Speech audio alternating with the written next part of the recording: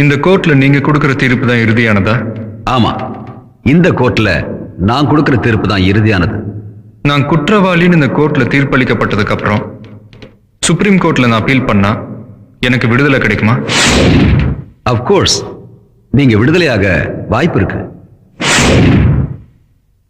இந்த கோர்ட்ல குற்றவாளின்னு தீர்ப்பளிக்கப்பட்டவன் மேல் கோர்ட்ல விடுதலையாக வாய்ப்பு இருக்குன்னா இந்த கோர்ட் எதுக்கு, நீங்க எதுக்கு, நான் எதுக்கு, இந்த வக்கீலுங்க எதுக்கு? வழக்கு ஒண்ணு தீர்ப்பு ரெண்டா? அப்படி ரெண்டு தீர்ப்பு வருதுன்னா சட்டத்திலயோ நீதித்துறையிலயோ ஏதோ தப்பு இருக்குன்னு தானே அர்த்தம். ஹை கோர்ட் சென்னையில, சுப்ரீம் கோர்ட் டெல்லியில. பணம் இருக்கிறவன் எங்க வேணாலும் போய் வாதாடி ஜெயிக்க முடியும். ஏழைங்களால முடியுமா யோரான? ஒரு கேஸ ஒரு கோர்ட்ல ஒரு முறைக்கு 100 முறை வேணாலும் விசாரிங்க. ஆனா தீர்ப்பு ஒன்னா தான் இருக்கணும். குற்றங்கள் திருத்தப்படணுமே தவிர தீர்ப்புகள் திருத்தப்படக்கூடாது யோரானர். சூப்பர் தலைவா. ஆர்டர். என் மேல குற்றம் சாட்டி இப்ப இந்த கூண்டு நிறுத்திருக்கீங்க. நான் செஞ்ச குற்றம் என்ன தெரியுமா?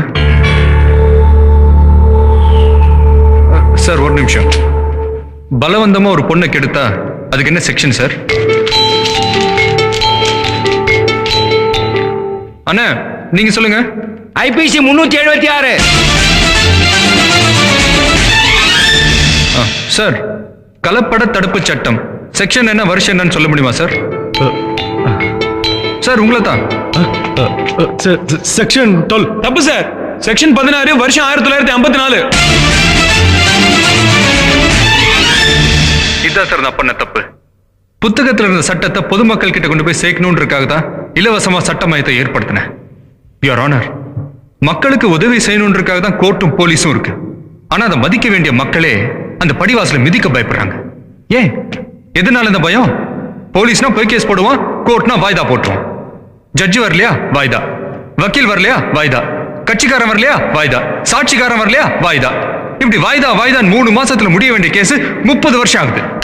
ஜட்ஜுக்கு சம்பளம், வக்கீலுக்கு ஃபீஸ், வழக்கு போட்டவனுக்கு வாய்தா. இப்படி வாய்தாலே வாழ்க்கை முடிஞ்சு போனவங்க நிறைய பேர் யோரானர். நம் இந்திய திருநாட்டின் சிவில் வழக்கில் வாதியும் இறந்து விடுவான், பிரதிவாதியும் இறந்து விடுவான். வாய்தா மட்டும் அடுத்த மாதம். இது நான் சொல்லல, பாதிக்கப்பட்ட ஒருத்தர் எழுதின கவிதை. உண்மையிலேயே இதுதான் இன்னைக்கு நிலைமை. இதுக்கெல்லாம் என்ன காரணம்? நீதிபதிகள் பற்றாக்குறை. 13 லட்சம் பேருக்கு 10 நீதிபதிகள் இருக்கிறனால தான் சுப்ரீம் கோர்ட்ல 3 லட்சம் வழக்கு, மற்ற கோர்ட்ல 30 லட்சம் வழக்கு நிலுவையில் இருக்கு. இந்திய ஜனத்தொகையை விட வழக்கு தொகை அதிகமா இருக்கு. இந்த நிலைமை மாறணும். நீதிபதிகளும் நீதிமன்றங்களும் அதிகமாக்கப்படணும். ஒரு சாதாரண குடிமகன் போய் சொன்னா அத குற்றம்ன்றோம். ஆனா அதுவே ஒரு வக்கீல் போய் சொன்னா புத்திசாலித்தனம்ன்றோம். வேடிக்கையா இல்ல? இந்தியாவுக்கு சுதந்திரம் வாங்கி தந்த காந்தி ஒரு வக்கீல். இந்திய அரசியலமைப்பு சட்டத்தை ஏற்படுத்தின அம்பேத்கர் ஒரு வக்கீல். இந்தியாவோட முதல் பிரதமர் நேரு ஒரு வக்கீல். அவங்களால இந்த தொழிலுக்கு பெருமை ஏற்பட்டுச்சு.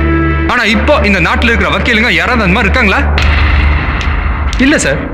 தோ அந்த லாயர் பால் கலப்படம் பண்ண கேஸ்ல 5 லட்சம் ரூபாய் பணத்துக்காக தப்பு பண்ணவனுக்கு விடுதலை வாங்கி கொடுத்திருக்காரு. அந்த கலப்பட பால் போடுற குடிச்சிட்டு எத்தனை பச்சை குழந்தைங்க பரிதாம செத்து போயிருக்காங்க தெரியுமா சார்?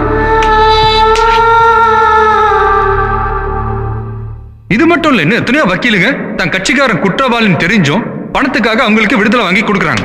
பணம் தான் பெருசா கொள்ளையடிக்கலாமே, கடத்தல் பண்ணலாமே, ஏன் பிராத்தல் கூட பண்ணலாமே. இந்த புனிதமான தொழிலை ஏன் இப்படி கேவலப்படுத்தணும்? கோர்ட்டுகள் கோவிலாக மதிக்கப்படணும். ஜட்ஜுகளும் வக்கீல்களும் கடவுளாக நினைக்கப்படணும். யுவர் ஆனர், இந்த 100 கோடி மக்கள் எத்தனை பேருக்கு கன்சியூமர் கோர்ட்டுன்னு ஒன்று இருக்கிறதா தெரியும்? சட்டங்களே தெரியாத கிராமங்கள் தான் எத்தனை. மக்களுக்கு அவங்களோட உரிமைகளை சொல்ற சட்டங்கள் புரியல.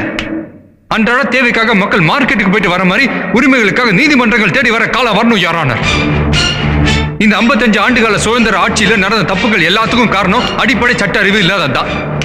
சட்டம் தெரியாதனால அவன் தப்பு பண்றான். தப்பு கலவரமாகுது, கலவரம் வன்முறையாகுது, வன்முறை தீவிரவாதமா மாறுது. இன்னைக்கு தீவிரவாதம் இந்த நாட்டை துண்டாடிக்கிட்டு இருக்கு. ஏன் இந்த நிலைமை? இனி பள்ளிக்கூடங்களை அசோகர் மரங்களை நட்டாரு, குளங்களை வெட்டினாருன்றலாம் தேவையில்லை. பாணிப்பட்டு போறோம், சிலுவை போறோம் தேவையில்லை. தேவையானதெல்லாம் இபிகோ 75 என்ன, சிஆர்பிசி 307 என்ன, 420 என்னன்னு தெரியணும். பள்ளிக்கூடங்கள் அடிப்படை சட்டம் கட்டாய கல்வி ஆகணும். நாட்டில் எல்லாரும் செக்ஸ் கல்விக்கு குரல் கொடுக்கறத விட்டுட்டு சட்ட கல்விக்கு குரல் கொடுக்கணும்.